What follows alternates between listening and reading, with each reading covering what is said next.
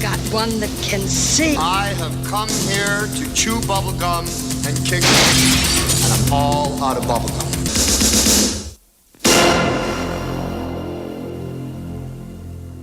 Hi folks, how you all doing? My name's Lawrence Man, this is LAWRENCEcanDRAW, and today, yep, we are going to be looking at some portraits that I've already done. Not this one, not you, Mark Hamill. No, I've been drawing a few portraits lately, including myself, and a few other things. And today we're going to be working on the Wacom Cintiq Pro 32. Now, this is a complete beast, as you can see. It's a massive tablet. I'm doing a slew of videos all about this, and this is one of my first videos I'm going to be showing this tablet off in. Now, I've already done the Theresa May portrait here, as you can see. A lot of fun doing this. I did this illustration for my talk in London at the Vertex conference, which I did on stage there. And one of the things that we did was we did some illustration over the top of this. Now, it was only when I got back that I started, I watched a film called They Live. I don't know if you've seen that film. You just watched a couple of seconds worth of it in the opening intro to this video. It's an alien invasion film. It's in the 80s. It stars a wrestler called Roddy Piper. It's amazingly funny. It's a cult classic, and I watched that in the 80s growing up. Brilliant film. So, it involves the idea of being able to put on a pair of glasses and being able to spot who are the aliens and who are normal people. I love the idea of that. I'm a big fan of VR and AR and all the other Rs. So I thought what would be nice is if we could take this illustration, draw another illustration over the top, create kind of a animated image almost. I love the idea of animated images and lenticulars and stuff like that. So we're going to take this image right here and draw on top of this again. And I'm going to use the idea of that film as inspiration. So, given what you just saw in the opening intro there, yeah, we're going to draw one of those aliens from They Live over the top of Theresa May here. Sorry, Prime Minister, you're taking one for the team. So let's jump in and get started. Like I say, I'm working on the Wacom Cintiq Pro 32. I have the 32GB engine in here, and I'm also using the Wacom Flex Arm as well. So it's the full setup with the Wacom Cintiq Pro 32. And it's working incredibly smoothly. Now, I have got kind of a fisheye lens on here, but you can see just how big this screen is, and it's absolutely awesome. I'm using Photoshop, and this is the latest version of Photoshop as well, and I'm just speeding straight away. Now, what I'm doing right here is I'm working on a new layer. I've already flattened Theresa May down. You know, it didn't take a lot to just crush those layers down. And I've just started a new layer, and all I'm doing is I've turned that layer to color. So rather than just drawing again completely from scratch, I've just drawn a new layer and set it to colorize. So I've just changed the color of her skin basically to blue and red, etc., etc. And then I've put a new layer on top, and I've started drawing the new details on top of that. So I haven't erased all of the beautiful work that I spent time doing. You know, so you can see her hand there. I've just changed it to blue, and then I've added a new layer on top of that. So don't worry, I'm not getting rid of anything that I've already done. And remember, I'm saving this as well in a new folder, in a new file. So yeah, never delete anything you've done.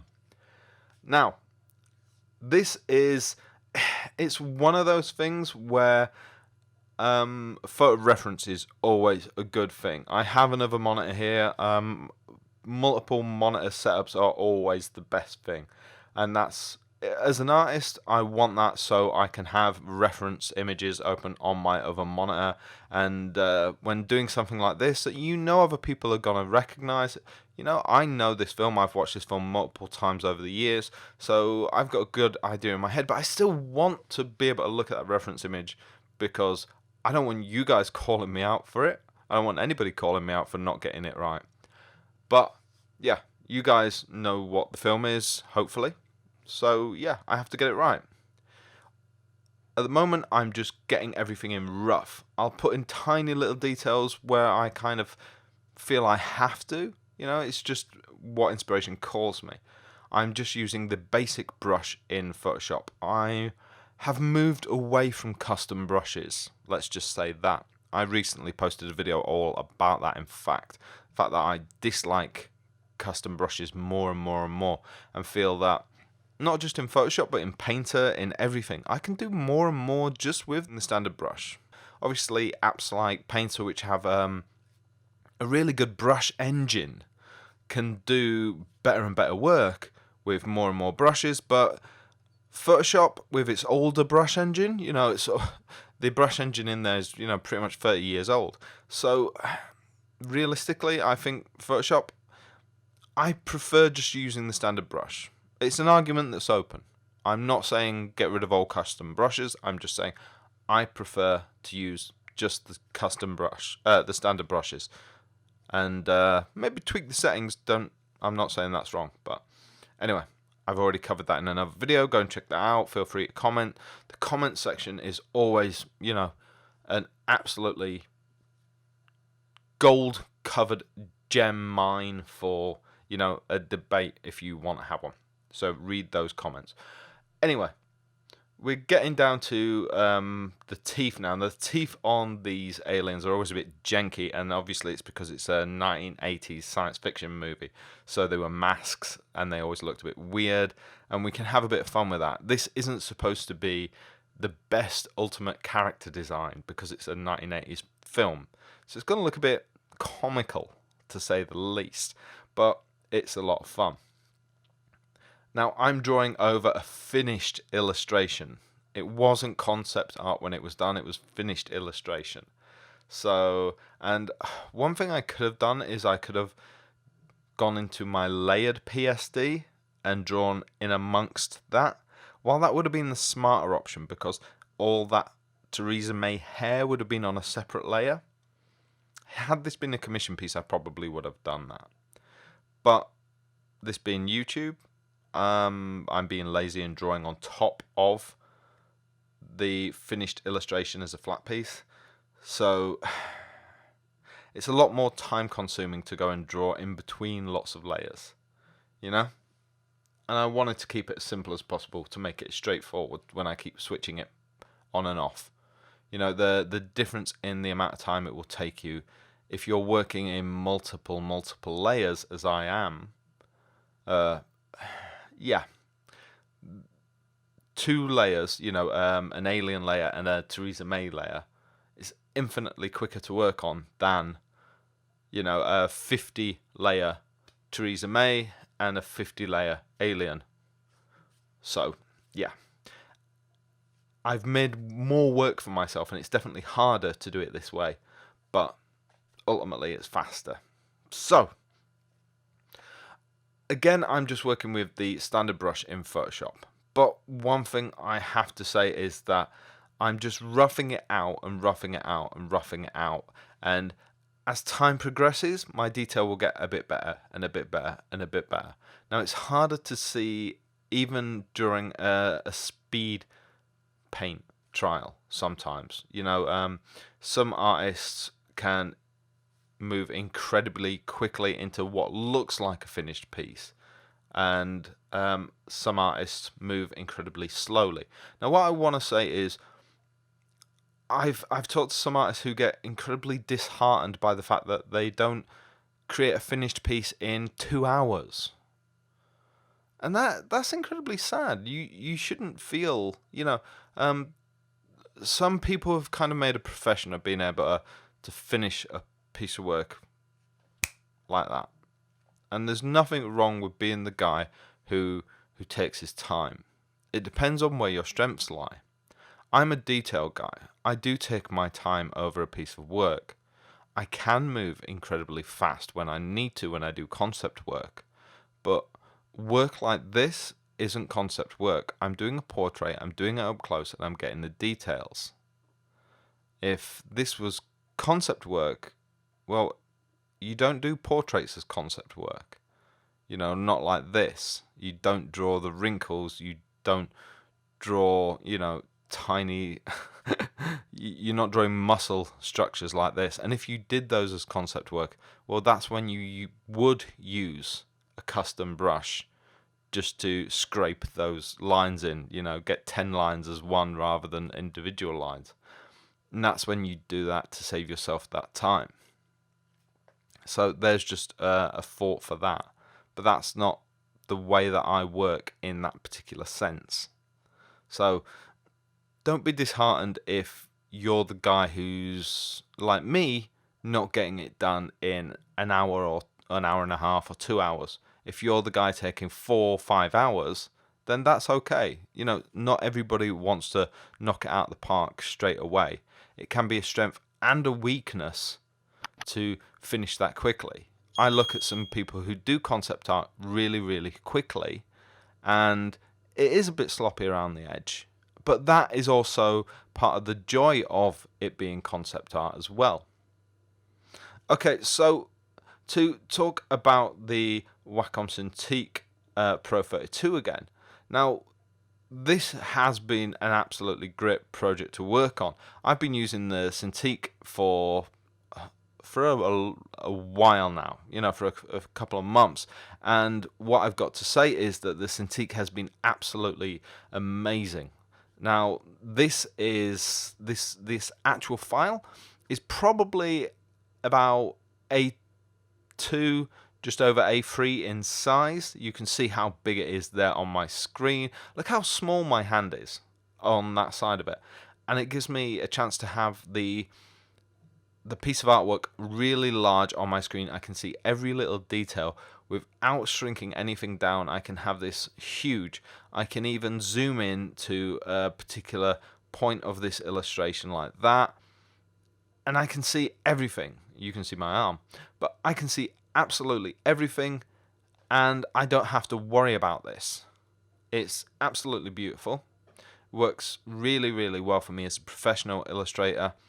I'm not focusing in on the small minutiae details. I'm not craning my neck in. And one thing I've noticed from having the bigger screen is I'm not getting that sore neck from leaning in. Now, I've been using monitor tablets since their inception.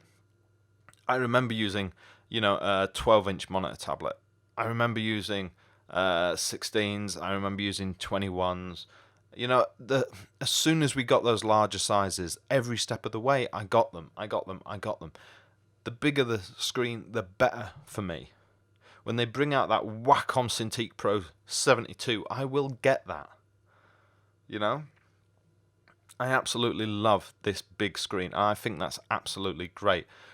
I am using, at the moment, the Wacom Pro Pen 3D. Now, that works really well with this. It doesn't come as standard. They send out the Wacom Pro Pen 2, which is absolutely great. It's pretty much almost the same. The difference is that on the Pro Pen 3D, the eraser has been moved from the end to being basically a third button. So, Theresa's looking pretty scary here. And yeah, as you can see there, it only works when you use your glasses. I'm pretty happy with the way this is going. I've added in enough of the detail here.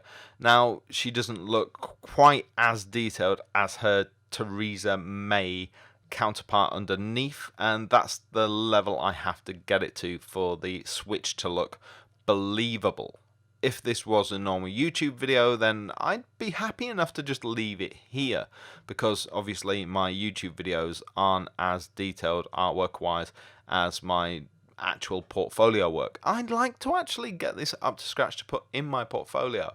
What I'd like to do is get this printed, maybe on lenticular card, so you can actually have it in front of you and twist it. So on, you know, in one direction you can see the Prime Minister, and the other direction you can see the alien. I think that would be a very, very cool. Maybe as postcards. Let me know what you think in the comments below about that. I think that'd be pretty awesome.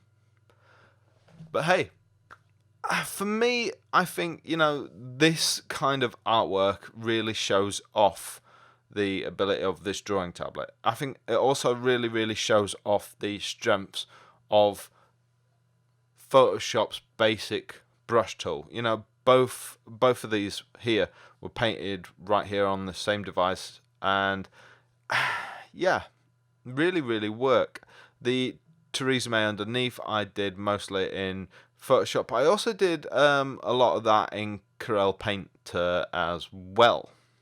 Now the alien I'm doing wholly in Photoshop, but you can, I don't know if you can see a markable difference, you know, and I think that's down to the way that I've changed my technique and molded my technique over the years. I think most of this comes down to how much time you put into a painting, though. Realistically, for me, having a lot of time and the right tools for a job really make the difference. The only thing I wish is that I'd have planned this all well enough in advance. That would have made the hair a lot easier to blend in. At the moment you can see that the hair doesn't fully blend in, and it comes down to the fact that the muscles, the red muscles there, are lines in and of themselves, and then the hair is their lines. All of those lines, be it the hair or the muscles, are individually drawn here. And when you're drawing lines over lines over lines with different colors, things get a bit messy, a bit muddled up. You know, this isn't 3D rendering. This isn't custom brushes. You know, every time you draw a few lines, you have to draw a few more lines on another layer somewhere. And yeah, one thing I have used a lot in this is the blender brush. Now the blender brush is really useful, and that is one thing that I'm going to be looking at as well. I'm just starting here, drawing in a few more of the veins and making sure she looks nice and alien-like. But one thing we certainly can do is just soften this up by using the blender brush. I need to just change here. I'm just going to add on the highlights, because what you couldn't see there, was a bit too fast, was the fact that I was flicking between the layers just to compare them, and I decided that she needs the highlights to look the same as the Theresa May underneath. Now that's pretty standard, that I just need to make sure that the lighting is the same between the two. The alien for me is looking a bit comic book-ish, perhaps, and I think realistically I just need to use the blender brush, maybe soften up some of those harsher lines. It's looking a bit comic book, of course, because it is a science fiction character, but also because of the brightness of those colours. We can come back and tone those down.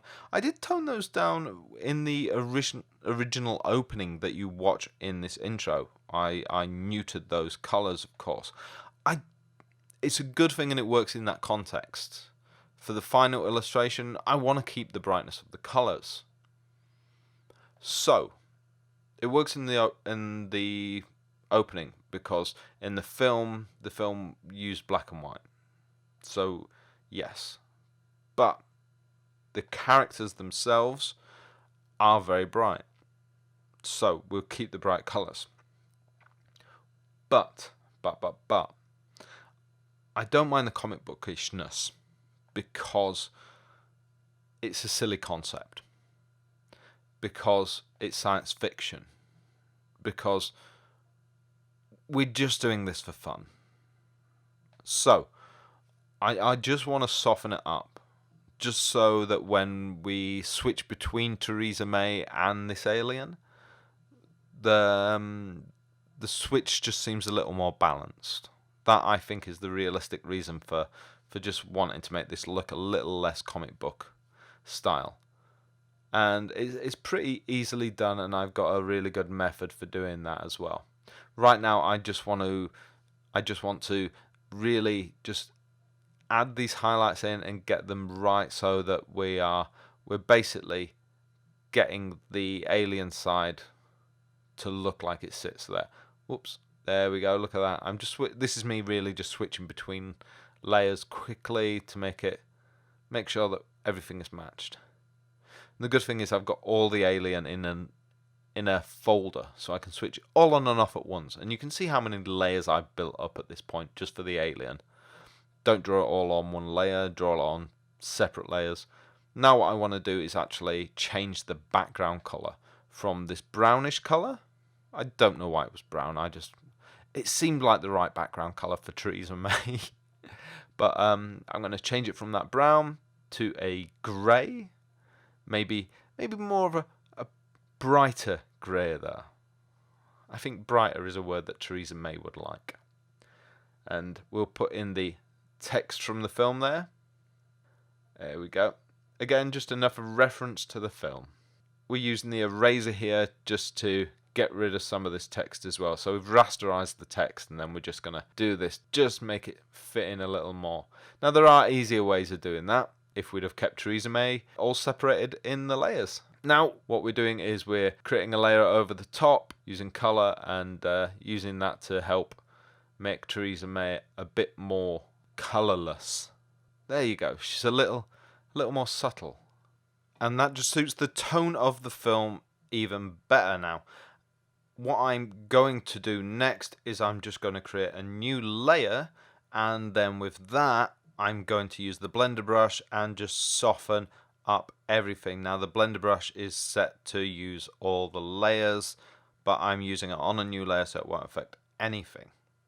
This will help me soften up absolutely everything. Then when I'm done with that, I'll set the opacity of that layer to 50%. This is an absolutely winning trick. I do this all the time, and it just helps soften up your details. It works a treat. Let me know what you think in the comments below, guys. You can see the finished things on my Instagram, on my website. Here you go. Have a look. Let me know what you think. Hope you love it.